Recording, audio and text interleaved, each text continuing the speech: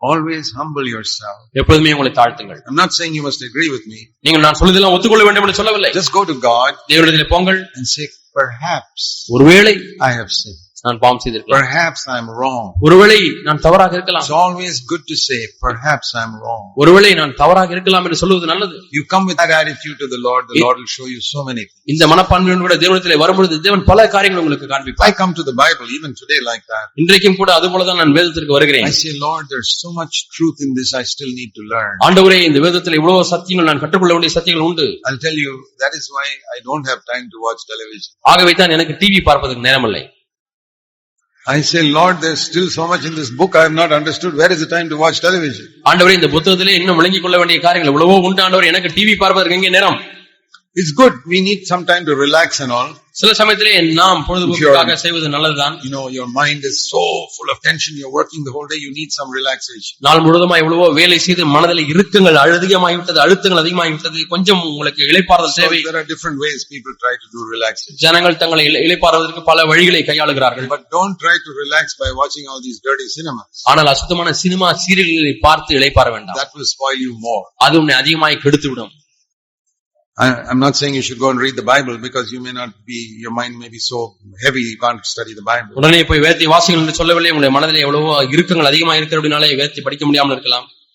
But at least sometime during the day, ஆனால் ஒரு நாளில் ஏதாவது ஒரு பகுதியிலாவது study the scriptures. வேதத்தை படியுங்கள். At least 15 minutes a day. குறைந்தபட்சம் ஒரு நாளைக்கு 15 நிமிடங்களாவது study the scriptures. வேத வசனத்தை படியுங்கள். This year, இந்த வருஷம் make a rule in your life. வாழ்க்கையில ஒரு பிரமாணமா எடுத்துக்கொள்ளுங்கள். I am going to spend 15 minutes at least every day to study the Bible. இந்த வேதத்தை நான் வாசிப்பதற்கு படிப்பதற்கு குறைந்தபட்சம் 15 நிமிடமாவது செலவிடுவேன். And if you understand English and you got an internet, you can go to our internet site. We have got hundreds and hundreds of messages. உங்களுக்கு computer இருக்குமேயானால், internet connection இருக்குமேயானால், அதிலே நீங்கள் நம்முடைய இணையதளத்திலே போனால் நூற்றுக்கணக்கான செய்திகள் இருக்கிறது. And there are so many Tamil DVDs now. இன்றைக்கு எவ்வளவோ Tamil டிவிடிக்கள் வெளியிடுகிறோம். MP3 audio you can listen to it. They are not very expensive. MP3 CD நீங்கள் வாங்கினால் அது அவ்வளவு ஒன்று விலை உயர்ந்ததல்ல. நீங்கள் வாங்கி அதை பயன்பெறலாம்.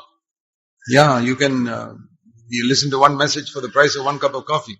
நீங்கள் ஒரு கப் காபிக்கு கொடுக்க வேண்டிய விலையை கொடுத்தால் ஒரு CD MP3 CD வாங்கலாம். With 10 messages in it. அந்த MP3 CD-லே 10 செய்திகள் இருக்கிறது. One message is only one cup of coffee, the price. அந்த 10 செய்திகளிலே ஒரு செய்தியினுடைய விலையை நீங்கள் கணக்கு போட்டு பார்த்தால் ஒரு காப்பியினுடைய விலையை காட்டிலும் குறைந்ததாக தான் இருக்கும். That's all. It's very cheap. அவ்வளவுதான், மிகவும் எவ்வளவு விலை குறைவாக இருக்கிறது. Your life can be changed. உங்களுடைய வாழ்க்கை மாற்றப்பட முடியும். Think of these things. Lord, I want to really study the scriptures this year. ஆண்டவரே, உண்மையாலுமே இந்த வருஷம் நான் வேதத்தை படிக்க வேண்டும். I want to be like Noah. ஆண்டவரே, நான் நோவாவை போல இருக்க வேண்டும். Bring up a godly family.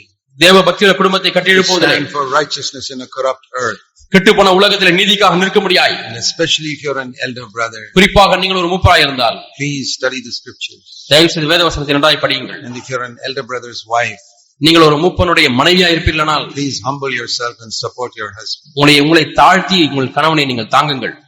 Don't be a headache for him. உங்கள் கணவனுக்கு தலைவலியாய் தலை நோவாய் மாற வேண்டாம். We are living in the last days. நாம் கடைசி நாட்களில் வாழ்ந்து கொண்டிருக்கிறோம். Ask God to give us more and more light on ourselves. தேவனே, என் மீது இன்னும் அதிகமான வெளிச்சத்தை தாரும் என்று கேளுங்கள். Lord, I want to have the mind of Christ. ஆண்டவரே, எனக்கு கிறிஸ்துவின் சிந்தை தேவை. Even if the whole earth is corrupt, ஆண்டவரே, முழு உலகம் கெட்டு போயிருந்தாலும் I want to keep myself and my family pure. என்னையும் என்னுடைய குடும்பத்தையும் தூய்மையாய் காத்துக்கொள்ள வேண்டும் ஆண்டவரே. See, you have more control over your family than over the church. நீங்கள் சபையின் மேல் உங்களுக்கு இருக்கக்கூடிய கட்டுப்பாட்டை காட்டிலும் உங்கள் குடும்பத்தின் மீது அதிகமாக நீங்கள் கட்டுப்பாடு வைத்துக் கொள்ளலாம். Are in your home. ஏனென்றால் உங்களுடைய பிள்ளைகள் உங்கள் வீட்டிலேயே இருக்கிறார்கள். Your church people you see only 1 or 2-3 hours in a week. உங்கள் சபை மக்களை வாரத்திற்கு 2-3 மணி நேரங்கள் தான் சந்திக்கிறீர்கள். But your children are in your home. ஆனால் உங்கள் பிள்ளைகள் வீட்டிலே தான் இருக்கிறார்கள். Every day. ஒவ்வொரு நாளும் இருக்கிறார்கள். They go to school, college, come back. பள்ளிக்கு போகிறார்கள், கல்லூரிக்கு போகிறார்கள், மீண்டும் திரும்பி வருகிறார்கள். And when they go to school and college, they are mixing with all types of worldly people. அவர்கள் கல்லூரி பள்ளிக்கு போகும்போது எல்லா விதமான உலக மக்களோடத்திலே பழகுகிறார்கள். When they come back, திரும்பி வரும்பொழுது you have to purify them. நீங்கள் அவர்களை சுத்திகரிக்க வேண்டியிருக்கிறது. Like you tell your children to go and have a bath. போய் குளியப்பா என்று சொல்கிறது போல spiritually you have to give them a bath. ஆவிக்குரிய ரீதியிலே நீங்கள் தான் அவங்களுக்கு ஒரு குளியலை கொடுக்க வேண்டும். You know, just like little babies, the mothers have to bathe them every day. சின்ன கை குழந்தைகளை தினந்தோறும் அம்மா குளிப்பாட்டுகிறார்கள். Even your son or daughter is 20 years old. உங்களுடைய மகனோ மகளோ அவளுக்கு 20 வயதா இருந்தாலும் சரி, they go to college and they come back filthy. கல்லூரிக்கு போய்விட்டு திரும்பி வரும்பொழுது அசுத்தமாகி வருகிறார்கள். And many of them don't know how to bathe themselves spiritually. ஆவிக்குரிய ரீதியில் அநேகருக்கு எப்படி குளியல் போடுவது என்றே தெரியவில்லை. You as a father and mother தகப்பனாய் தாயாய் இருக்கிற நீங்கள் must give them a bath spiritually. ஆவிக்குரிய குளியலை அவர்களுக்கு கொடுக்க வேண்டும். Like Jesus washed the feet of his disciples, you have to wash the feet of your children spiritually. இயேசு தம்முடைய சீஷருடைய பாதங்களை கழுவினது போல ஆவிக்குரிய விதத்திலே உங்களுடைய பிள்ளைகளுடைய பாதங்களை நீங்கள் கழுவ வேண்டும். If you live in this world, இந்த உலகத்திலே நீங்கள் வாழ்ந்தால், supposing you are wearing chappals, நீங்கள் செருப்பு போட்டுக்கொண்டு நடக்கிறீர்கள், not shoes but chappals, நீங்கள் ஷூ போடவில்லை செருப்பு போட்டுக் கொண்டிருக்கிறீர்கள், and you walk down this dusty streets, நீங்கள் தூசி படிந்த சாலையிலே நடக்கிறீர்கள், however careful you are, dust will come on your feet. எவ்வளவுதான் கவனமாய் நீ நடந்தாலும் உன்னுடைய பாதத்திலே தூசி. Even if you walk 1 kilometer, your dust will come on your feet. 1 kilometre தூரம் நடந்தாலே போதும் மண் ஒட்டிக்கொள்ளும். And like that I say, இதுபோல நான் சொல்கிறேன், however careful you are, if you live in this world, one day some sin will come on you. நீ எவ்வளவுதான் கவனமுள்ளவனாய் இருந்தாலும் ஒரு நாள் இந்த உலகத்திலே வாழ்ந்தாலும் போதும் பாவம் உள்ளே வந்துவிடும். Some thoughts, சில எண்ணங்கள், something will come. ஏதோ ஒன்று வந்துவிடும். And therefore we have to be very, very careful. ஆகவே நாம் மிகுந்த எச்சரிக்கையா இருக்க வேண்டும். Lord, I want to cleanse myself. ஆண்டவரே, என்னை நானே கழுவிக் கொள்கிறேன். I want to cleanse my family members. என்னுடைய குடும்பத்தாரை ஆண்டவரே கழுவ வேண்டும். That they must always be pure every day. ஒவ்வொரு நாளும் அவர்கள் சுத்தமுள்ளவர்களாக இருக்க வேண்டும். We have a responsibility as fathers and mothers. தகப்பனாய் தாயாய் இருக்கிற நமக்கு ஒரு பெரிய பொறுப்பு உண்டு. Don't be satisfied, oh I cook food for them every day. நான் தினமும் அவங்களுக்கு சமைச்சு போடுறேன்னு திருப்திப்பட வேண்டாம். The father says I go to work and earn money to pay their school fees, college fees. நான் வேலைக்கு போய் இவர்களுக்கு கல்லூரி கல்வி கட்டணத்தை நான் செலுத்துகிறேன், ஆகவே திருப்தியா இருக்கிறேன்னு சொல்ல வேண்டாம். That is not enough. அது போதுமானதல்ல. The mind of Christ is கிறிஸ்துவினுடைய சிந்தை, keep your family pure. உங்களுடைய குடும்பத்தை பரிசுத்தமாய் காத்துக் கொள்ளுங்கள். Like Noah. நோவாவை போல. And even if everybody in the world is going astray, இந்த உலகத்துல எல்லாரும் வழி விலகி போனாலும் be a testimony for Christ. கிறிஸ்துவுக்கு சாட்சியா இருந்து விடுங்கள். That is how the great godly men through the ages have been testimonies for Christ. இப்படிதான் தேவ பக்தி உள்ளவர்கள் எவ்வளவோ காலங்களாக கிறிஸ்துவுக்கு சாட்சியாய் வாழ்ந்தார்கள். For example, உதாரணமாக யோபு, he was a testimony in his time. தன்னுடைய காலத்திலே சாட்சியாய் வாழ்ந்தார். All the prophets, எல்லா தீர்க்கதரிசிகளும், in the midst of all the false prophets, sometimes God will have one true prophet. கள்ள தீர்க்கதரிசிகள் மத்தியிலே தேவன் ஒரு மெய்யான தீர்க்கதரிசி எழுப்பி இருந்திருப்பார். See, in Elijah's time, எலியாவின் நாட்களிலே there were 850 false prophets. 850 கள்ள தீர்க்கதரிசிகள் இருந்தார்கள். One true prophet. ஒரு மெய்யான தீர்க்கதரிசி. It's like that today also. இன்றைக்கும் அப்படித்தான். The 850 false prophets in Christianity and there will be one true prophet. இன்றைக்கு கிறிஸ்தவத்தில் 850 பொய் தீர்க்கதரிசிகள் இருக்கிறார்கள், அதிலே ஒரு மெய் தீர்க்கதரிசி இருக்கிறார். One true prophet who stands for righteousness. நீதிக்கென்று நிற்கக்கூடிய ஒரு மெய்யான தீர்க்கதரிசி. If God has placed you in some village or town, you are to be that true prophet for God. உங்களுடைய கிராமத்திலே உங்களுடைய பட்டணத்திலே தேவன் உங்களை வைத்திருந்தால் அந்த இடத்திலே நீங்கள் தான் தேவனுக்கென்ற மெய்யான சாட்சியாய் தீர்க்கதரிசியா இருக்க வேண்டும். There's another word that is spoken about Noah in Hebrews 11. எபிரேயர் 11ஆம் அதிகாரத்திலே நோவாவை பற்றி பேசின இன்னொரு வசனம் உண்டு. I believe we can learn something from that man. இந்த மனிதனிடத்திலிருந்து நாம் ஒன்றை கற்றுக்கொள்ளலாம் என்று நான் எண்ணுகிறேன். It says in Hebrews 11, எபிரேயர் 11ஆம் அதிகாரம், that when he prepared this ark to save his family, verse 7, 7ஆம் வசனத்திலே நோவா தன்னுடைய குடும்பத்தை ரட்சிக்கும்படியாக பேழையை உண்டு பண்ணின பொழுது, by that action he was condemning the world.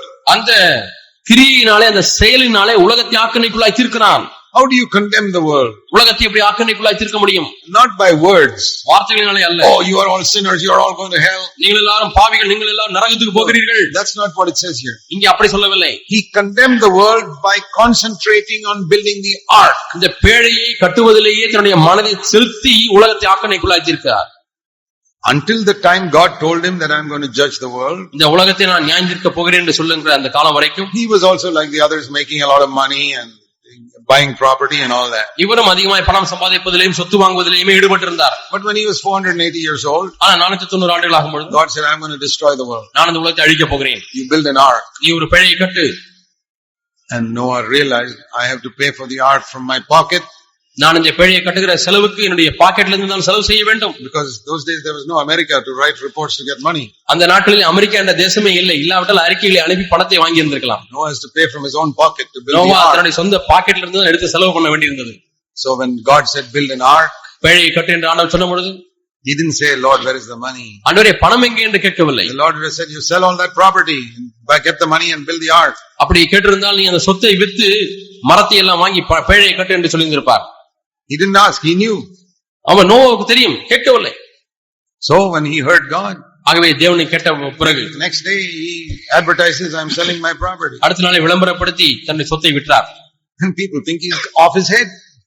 இன்னும் இவர்கள் பைத்தியம் பிடித்து விட்டதா என்று எண்ணுகிறார்கள் மக்கள். Price of land is going up and he's selling his property. நிலத்தினுடைய விலை எல்லாம் உயர்ந்து கொண்டே போகிறது. இவரோ காத்திராதபடி சொத்தை விற்கிறாரே. What is he selling the property for? இந்த சொத்தை எதற்காக விற்கிறார்?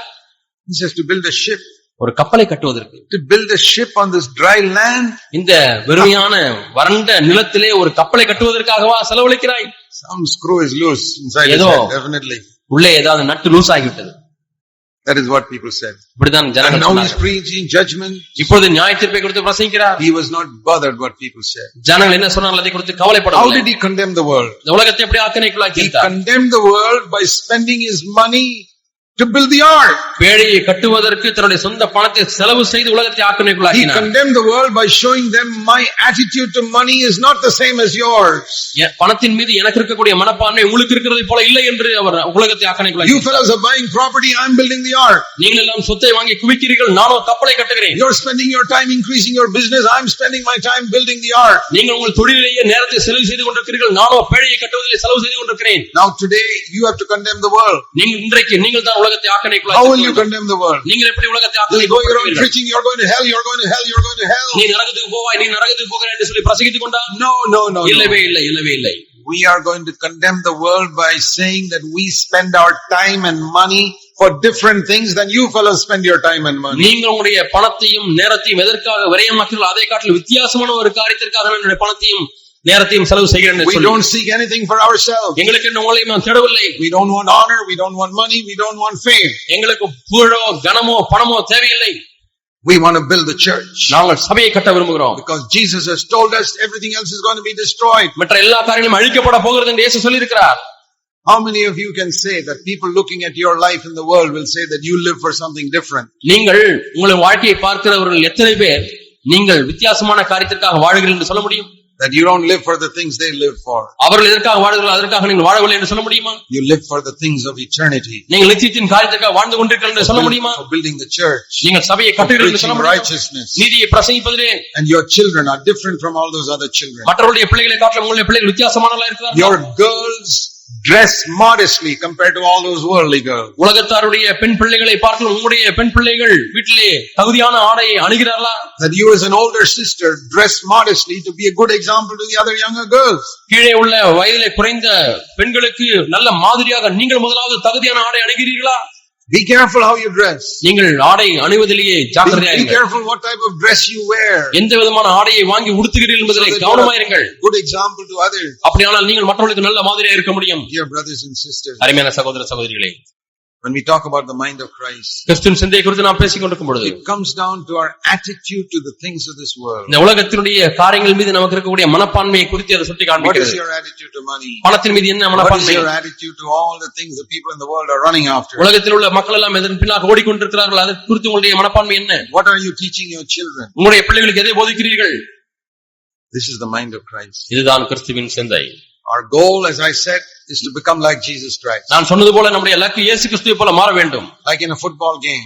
கால்பந்தாட்ட விளையாட்டிலே we are going towards the goal. எல்லாரும் கோல் போடுவதற்காக பந்தை முன்னே அடித்து கொண்டு செலுத்துகிறார்கள். Becoming like Jesus Christ. இலக்கு என்பது இயேசு கிறிஸ்துவை போல மாறுவது. To have my mind exactly like the mind of Christ. என்னுடைய சிந்தை இயேசு கிறிஸ்துவின் சிந்தையை போலவே மாற வேண்டும். I'm kicking the ball here, kicking the ball here and there, but my goal is to become like Christ. நான் ஒருவேளை பந்தை இந்த பக்கம் உதைக்கலாம் அந்த பக்கம் உதைக்கலாம் ஆனால் என்னுடைய இலக்கு எப்படியாவது இயேசு கிறிஸ்துவை போல மாற வேண்டும். Every one of those 11 people. அந்த அணியில் இருக்கக்கூடிய 11 பேர் wherever they kick the goal, kick the ball. அவர்கள் பந்தை எங்கே உதைத்தாலும் aim is to put the ball through that goal. அவருடைய நோக்கமெல்லாம் எப்படியாவது கோல் போட வேண்டும். And there are 11 people trying to stop that. அதை தடுத்து நிறுத்தும்படியாக எதிரணியினர் 11 பேர் இருக்கிறார்கள். We've got the devil and demons trying to stop us from reaching that goal. அந்த இலக்கை அடைவதிலிருந்து நம்மை நிறுத்தும்படியாக பிசாசுகளும் உலகமும் நமக்கு எதிராக வருகிறது. But we've got the Holy Spirit on our side. ஆனால் நம் பக்கமாய் பரிசுத்த ஆவியானவர் இருக்கிறார். And we're going to go past all the demons. நாம் எல்லா பிசாசுகளையும் கடந்து போக போகிறோம். And we're going to reach the goal. நாம் அந்த இலக்கை அடைய போகிறோம். And that goal is to have the total mind of Christ inside my mind. அந்த இலக்கு என்னவென்றால் முழுமையாக கிறிஸ்துவின் சிந்தையை நம்மில் கொண்டிருப்பது. So make that your goal this year. இந்த வருஷத்துல இதை உங்கள் இலக்காய் வைத்துக் கொள்ளுங்கள். You won't reach it by the end of the year. இந்த வருஷத்தின் முடிவிலேயே நீங்கள் அடைந்து விடுவீர்கள் என்று சொல்லவில்லை. It will take many years to have the full mind of Christ. கிறிஸ்துவினுடைய முழு சிந்தையை கொண்டிருப்பதற்கு अनेक ஆண்டுகள் ஆகலாம். We must always keep the goal in front of us. ஆனால் எப்பொழுதுமே இலக்கை உங்களுக்கு முன்பாக வைத்துக் கொள்ளுங்கள். I want கொள்ளுங்கள். to become like Jesus in my thinking. இயேசு கிறிஸ்துவை போலவே என்னுடைய சிந்தையிலே மாற வேண்டும். I want to think like Jesus about everything. ஒவ்வொரு காரியத்தை குறித்தும் இயேசு சிந்தித்தது போல நான் சிந்திக்க வேண்டும். When I do good to others, I don't want any honor from them. மற்றவர்களுக்கு நன்மை செய்யும் பொழுது அவர்களுக்கு எனக்கு கனம் or even thankfulness. நன்றி கூட எனக்கு வேண்டாம். I do it as unto the Lord. நான் தேவனுக்கு என்று செய்கிறேன். Lord, give me more and more light in my life where I'm not thinking like Jesus. ஆண்டவரே, நான் இயேசு கிறிஸ்துவை போல சிந்திக்காத பகுதிகளில் எனக்கு அதிகமாக வெளிச்சத்தை தாரும். God will give us light. தேவன் நமக்கு வெளிச்சத்தை தருவார். One day we will reach that goal. ஒரு நாளிலே நாம் அந்த இலக்கை அடைவோம். That will be a wonderful day. அந்த நாள் அற்புதமான ஒரு நாளா இருக்கும். When my thinking is exactly like the thinking of Jesus. என்னுடைய சிந்திக்கும் காரியம் இயேசு கிறிஸ்து சிந்திப்பது போலவே மாறிவிடும். I'm looking forward to that in my life. அந்த நாளுக்காக என்னுடைய வாழ்க்கையை நோக்கி பார்க்கிறேன். Let's pray. நாம் ஜெபிப்போம். Heavenly Father, பரலோக பிதாவே, help us, we pray, to satisfy your heart's desire for us. ஆண்டவரே, எங்களுக்கு என்று நீர் உம்முடைய உள்ளத்திலே வைத்திருக்க விருப்பங்களை நிறைவேற்ற முடியாது எங்களுக்கு கிருபை செய்யும். We humbly ask in Jesus' name. தாழ்மையாய் இயேசுவின் நாமத்திலே கேட்கிறோம் பிதாவே. ஆமென்.